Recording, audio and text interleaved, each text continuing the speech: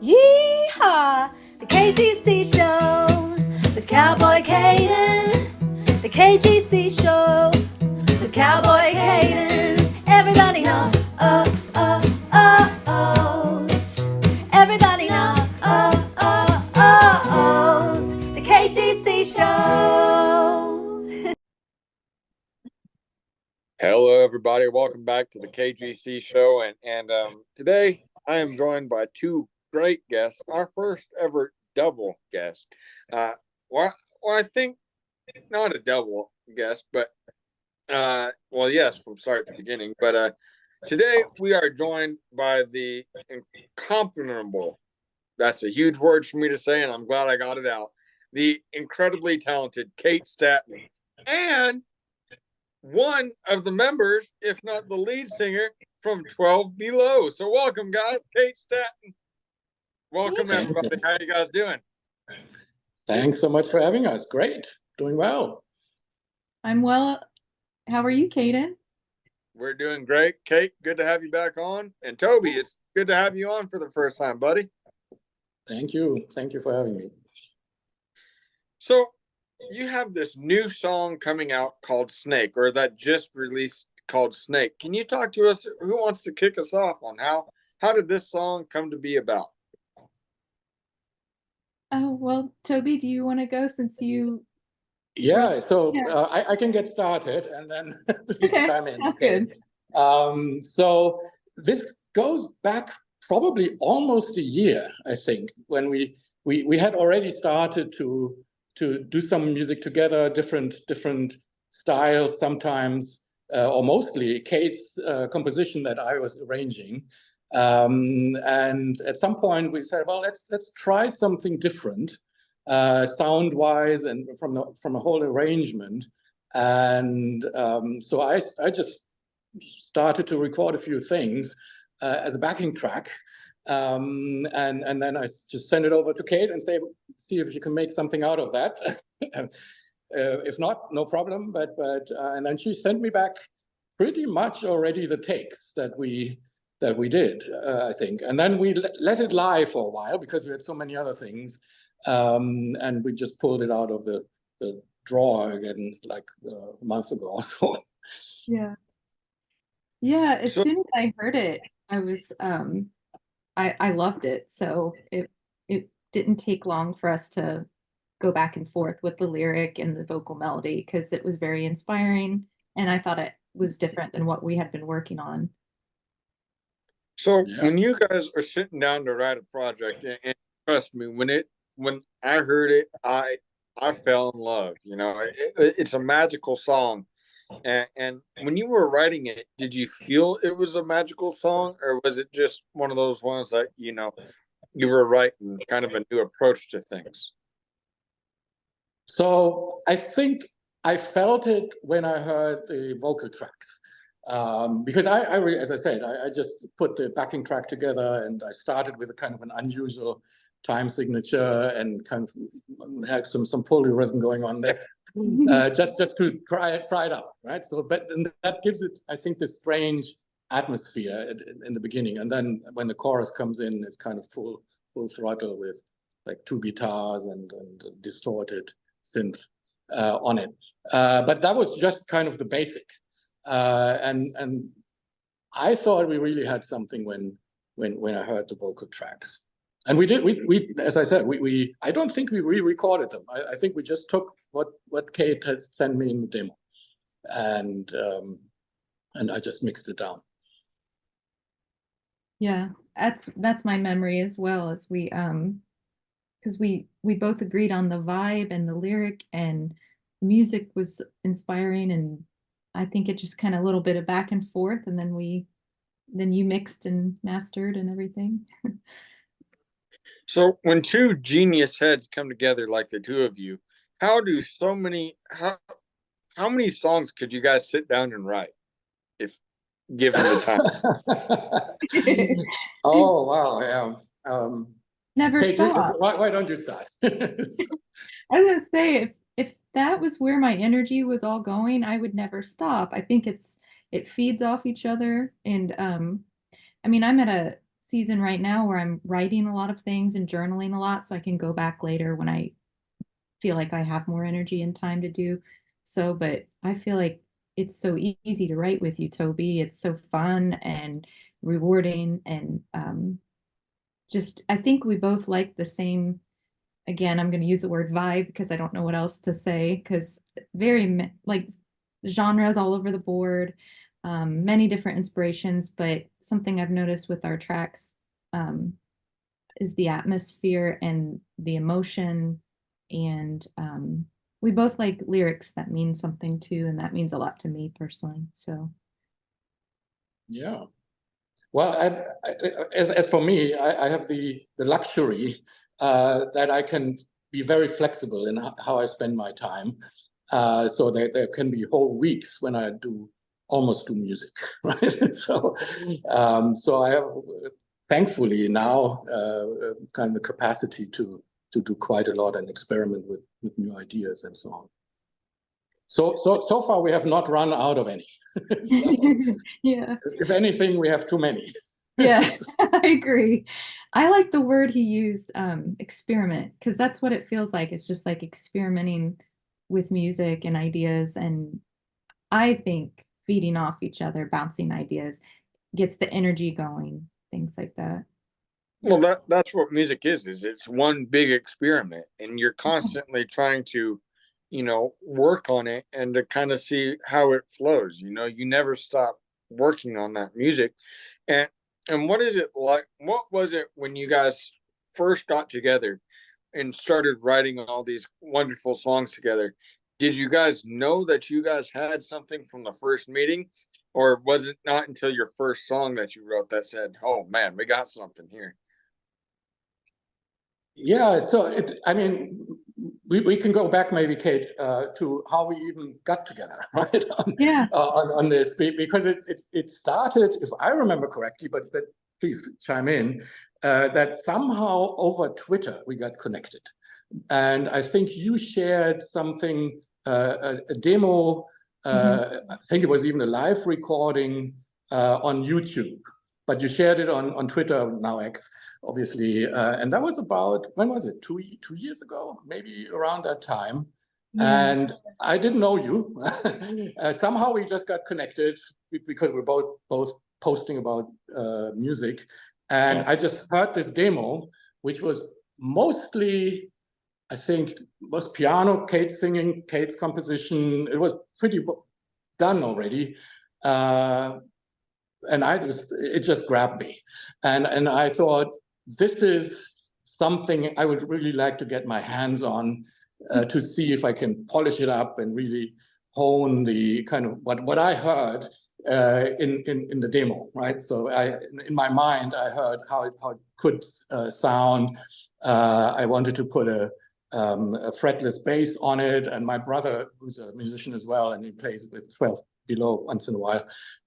So he is a very accomplished bass player, and so he added the fretless bass, and so we arranged our first track together. It was really Kate's composition and my arrangement, and I think even my brother mixed it down. He's in Germany. He's a producer in Germany, so I didn't mix that. I just arranged the music, and then we did that again, and I think a third time. And at some point, we instead of just arranging Kate's composition, we still do that once in a while, but we started just to ship ideas back and forth and say, hey, what do you think of this? And it's not yet a finished song. And that's when, Kate, when you say kind of we inspire each other, I think. Yeah. Yeah, that's exactly how I remember it too. I got a message on YouTube about, and I had just like thrown that up there for this songwriting contest because I was trying to win a scholarship to do this songwriting class. And then I was like, yes, please produce it, please polish it up. And then from there we did the fog, and that's one of my personal favorites we've done. Again, beautiful bass and production, and that one really helped me like and Toby get involved in a lot of other as a co-writing as a duo. I think that kind of opened the door for a lot of other people to listen. And then we did Do It Anyway, which I still get compliments every single day on SoundCloud on that one because of the Nine Inch Nails like production. People pick up that it sounds like I've gotten like Massive Attack and Nine Inch Nails production comments on that one, and that just makes my day. And then we started the Ghosts and Angels cycle, which was really cool because we would just bounce like song concepts and what emotions were. Because Toby and I have talked about colors of songs and feelings of songs and emotions and how, like we were talking about energy earlier, I do think music is alchemy. And when you put it out there, it changes form. And if it's something bad that's happened to you, that can change form into something good. And so we called it Ghosts and Angels because the bad vibes can turn into good songs and that type of thing. Man, getting to sit here and chat with you is putting a smile on my face, man. I love talking to both of you guys because you know what it is you know, you get some of these artists and for everybody it's different. We were talking a little bit earlier about that experiment. And every person's way of music is a different experiment on how you make it. And I think that the two, and I know I'm not the only one, I have to give credit to where credit is due to Mr. Jeff Panzer. Good, Yeah. not a, we would not, none of us would know any Yeah. guitar if it was not for Jeff. So I Yeah. have to say thank you to Jeff for bringing us all together Thank you, because we Yeah, all love. thank you. He's a fantastic supporter of indie music. Absolutely. That's right. And man, look at what he's done with Danny. You know, that's an incredible person then. But Mhm. you know, all joking and all everything aside, you know, what is your favorite song that you guys look at and you guys have said, man, we just wrote one incredible song. Hey, you go. Yeah. So I a song as a whole, there are parts to every single song that I absolutely love. Like take snippets of every song that I absolutely love. But as a whole, and maybe it's more lyrically, but Ghost Girl was so hard for me to write and hard for me to share. And what you did in production, Toby, that to me, and I get comments from some people on Twitter about you wrote Ghost Girl for me. Like I think it resonates with people because, and I just like, I'll even dance to that one sometimes. Like it's just a really nice song. So that's one of my favorites. Yeah, for me, it's usually the last one. So, Yeah. and I think it's because then the old ones that I've heard so many times when I'm mixing them and I'm producing them and so on, that at some point they fade a little in the background. I cannot listen to them all the time. Yeah. So it would be Snake at the moment, and the one before, The Art of Us, that totally spoke to me because it's so raw. And I don't know if you heard that song. So it really starts just with vocals and piano, basically almost as it came from the original demo. And I kind of left it like that. So I didn't put much on, which I think is fantastic for that kind of song. So those two, the last two, currently at least, are my favorite. Well, I love all of those songs and like I said, I've listened to everything that you've recorded and you know, I have you guys on my iTunes, I have you on my Spotify, and I have you on my SoundCloud. So you guys locked and loaded on KGC's support. But uh I do know that we have to kind of wrap this up a little bit, and I was thinking that we'd take it out with a little rapid fire Q&A. What both of you guys say? Sure. Sure, we can try. Well, I promise you, these questions aren't too hard. But what's your favorite book? First one that popped in my head was I read when I was 16. It's Paulo Coelho's The Alchemist because I still feel like the young man in that book. I think my favorite book is a book that's already like 20 or maybe even 30 years old. It's called The 16 Pleasures. And the author escapes me the name for the moment, but it's about the flooding in Florence in 1966. And I just laughed when I read the book. I just love the atmosphere. Very nice. Those are both great books. I don't know any of them, but they sound like good books. Yeah. What's your favorite movie? Interstellar. That's a good movie. Yeah. That's a I love to rewatch it too. It's one of those you can rewatch over and over. Yeah, I watched that one too. I think that comes close. And what's the other one? Inception, I think it's called, right? Oh So yeah. Yeah. Christopher I Nolan. think that would top my list. Yeah. Those are both great. And the music to those movies. So good. yeah. Speaking about music, what's your favorite song right now on radio? Ooh. On the radio? Like, I don't, there is this, I don't know a lot of like, I'm gonna be honest, I don't know a lot of newer artists. I really don't, but my daughter likes this, I think his name is Noah Kahn, Stick Season. And when she was playing it, it was one of the songs where I didn't have to tune it out. I hate to say that. I'm sorry to my daughter, but some songs are really good. And some of them I've heard so much. But that one I'm like, Molly, he's a really good songwriter and he's got a really good voice. And it's just very stripped down guitar. And I'm sure he's very popular because yeah. Yeah, most of the music that I love is not really played on the radio. That makes it hard That's for how me. I'm So feeling. I like, for example, I like the whole catalog of Tori Amos, for example. So if it's on the radio, I would probably go with some track of Kate Bush. But currently, that I don't know. Are they playing anything of hers? Not really, right? And maybe the kind of the always the latest. I like Taylor Swift, for example. Yeah. So, which my daughter brought to me probably 10 years ago when she was still doing country music.